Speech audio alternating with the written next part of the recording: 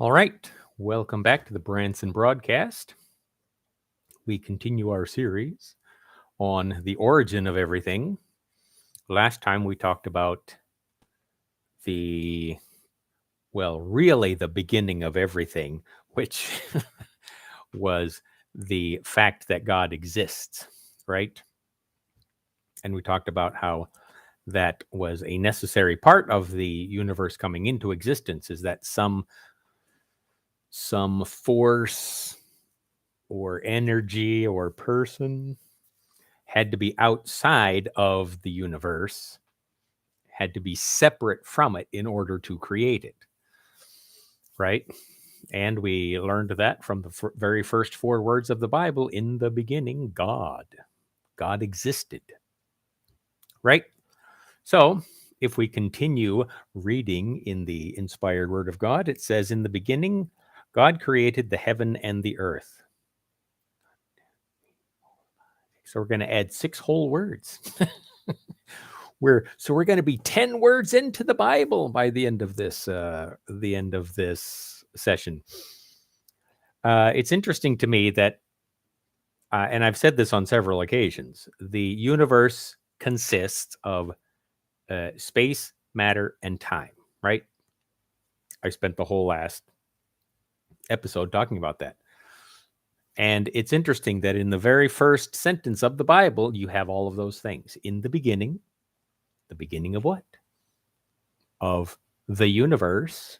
So there you have time in the beginning. If we could see, the universe clock, boom, it would say, 001 second, whatever. So time. He created the heaven, which we could understand as being the big space that is the universe.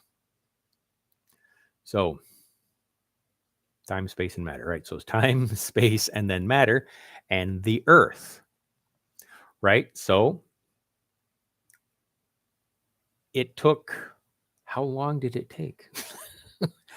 Well, I believe it was in the 30s, or up until the 30s, naturalist scientists said, no, the universe has existed eternally and it's just always been there.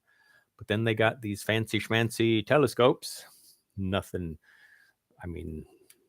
compared to what we have now, but they had got better telescopes. They looked farther into space and they discovered, the universe appears to be expanding. And if it's expanding, that means it started from some place. And Neil deGrasse Tyson, among many others, has said that 14 billion years ago, all of the matter of the universe was concentrated in a microscopic point. And we discussed that in the first session. I don't need to rehash it there. But in fact, the Big Bang Theory didn't really become the standard operating model until I think the late 1980s.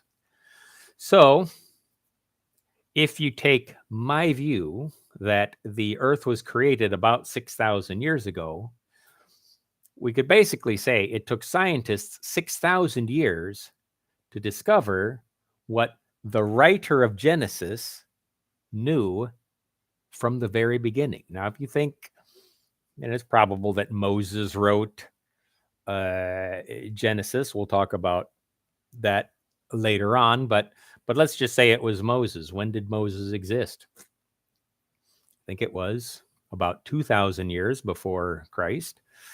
So, he knew something 4,000 years ago. How did he know that? Well, of course, we believe from divine revelation. God either told him, God would almost have to tell you this directly, no? Okay, Moses, write this down. Because nobody was there to witness it.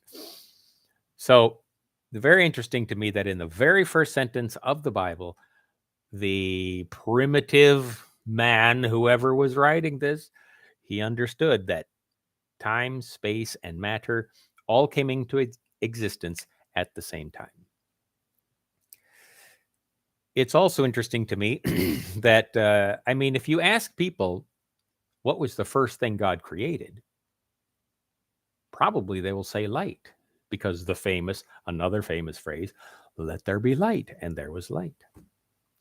But if you read the text, what does it say? The earth was without form and void, and darkness was upon the face of the deep, and the Spirit of God moved upon the face of the waters. So we have God created the heaven, the earth, the deep or the waters. So there we already have at least three things that are mentioned before light ever comes along. So that's something that might surprise a lot of people, that the first thing that God created, boom, was light. But no, there was more. And so from there, I mean, it's going to be quite a bit shorter today. My goal was to keep these very short. I don't know where these half-hour videos come from. I'm not normally that verbose. Ask anybody who knows me, they'll tell you. So I want to keep this one a little bit short and just say the universe was created all at once. Space, matter, and time came into existence at exactly the same time. And that primitive man knew that 4,000 years ago, 4,000 years before our modern super intellectual scientists were able to figure that out. So that's all for today. We'll catch you next time. Thank you for joining us, and we'll see you later.